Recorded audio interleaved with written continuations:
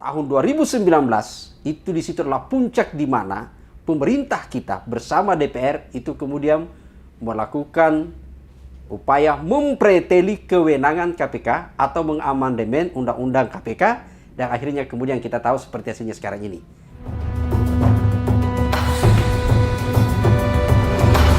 Ustadz, CPI Indonesia sekarang anjlok 34 poin dari tahun sebelumnya 2021 sebanyak 38 poin.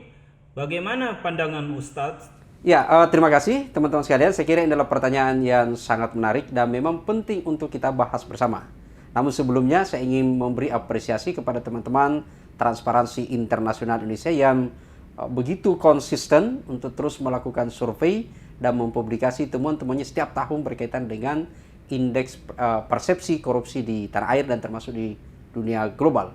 Dan apa yang terjadi kemarin kemudian sudah dipublikasi hasilnya yang membuat mata kita kemudian menjadi terbuka lebar gitu ya, bahwa sesungguhnya ada terjadi kekosongan dalam upaya pemberantasan korupsi kita di tanah air ya.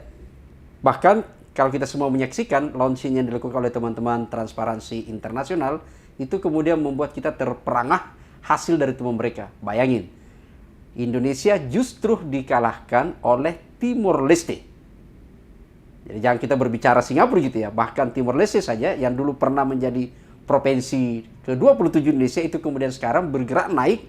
Kalau pada tahun 2020 kemarin poinnya adalah berada pada angka 40, sekarang malah mendapat pada angka 41. Jauh sekali melampaui Indonesia. Syukur-syukur karena sepak bola Indonesia tidak dikalahkan oleh Timor Leste.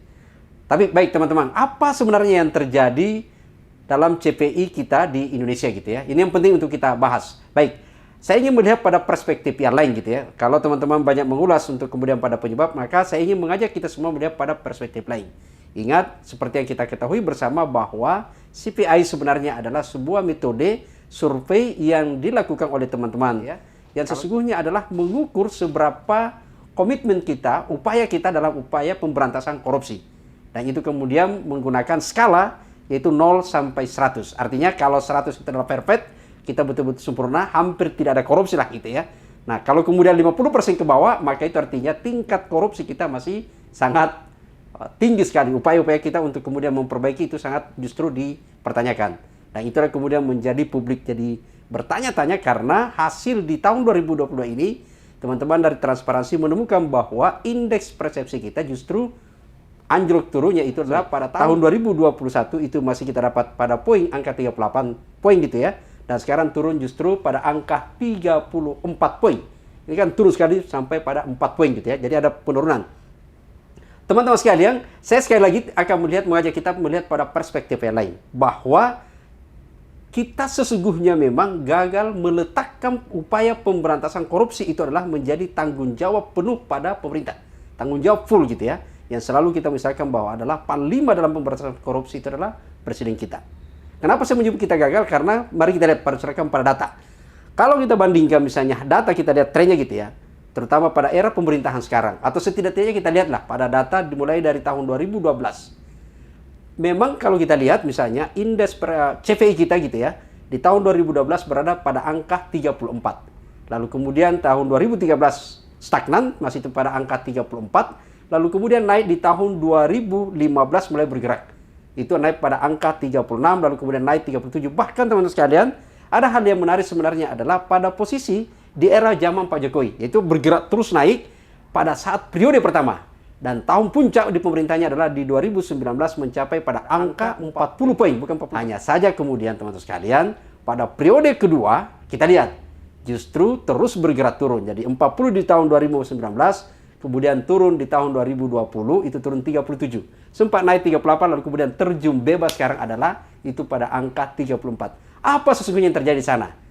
Sederhana bagi saya adalah jawabannya, ini adalah buah dari kebijakan pemerintah kita yang memang tidak melakukan atau tidak mendukung pemberantasan korupsi.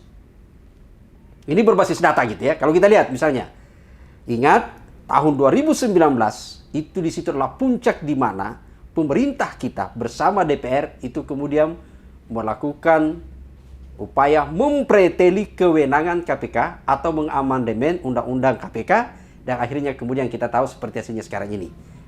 Belum lagi kalau kita berbicara TWK, gitu ya. Jadi selain preteli kewenangannya, lalu kemudian ada rekrutmen yang juga komisionernya bermasalah pada saat itu. Sebelum masuk pada tahap rekrutmen justru ditemukan yang bersangkutan bermasalah. Dan perjalanan terus kemudian apa kita lihat? Banyak kemudian menjabat justru jabatan penting, termasuk di BUMN adalah orang yang pernah bermasalah secara hukum. Bukan hanya itu sebenarnya kita lihat. Dalam sisi level pemerintah sendiri sekarang ini sepertinya juga memang bukan lagi menempatkan pemberantasan korupsi sebagai bagian dari kejahatan luar biasa. Bahkan banyak orang menyebut pemerintahan sekarang secara diam-diam mengajak kita berdamai pada perbuatan korupsi. Wallahualam, sederhananya adalah salah satu fakta di mana saya ingin menyatakan bahwa ini bukan pernyataan individu, tapi adalah pernyataan yang tidak bisa dipisahkan secara institusi. Seorang menteri berpidato, memberi sambutan dalam forum resmi, justru menyatakan bahwa atau mengkritik atau ada semacam himbauan untuk menyatakan kerja-kerja OTT setidaknya dikurangi saja atau tidak terlalu perlu diperluas lagi. Nah, bahkan ada kata yang menurut kita menggelitik semua adalah karena begitu vulgar menyatakan bahwa orang-orang yang baik itu tempatnya hanya di surga. Wallahualam. Tapi realitasnya yang bersangkutan tidak mendapatkan teguran dari presiden. Itu artinya apakah presiden merestui pernyataan itu atau presiden memberi arahan untuk keluar pernyataan itu, wallahualam. Kita semua menyimpulkan. Yang pasti bahwa sekarang ini CPI kita itu turun anjlok dan itu berada pada fakta mempertanyakan komitmen pemerintah kita. Kasih.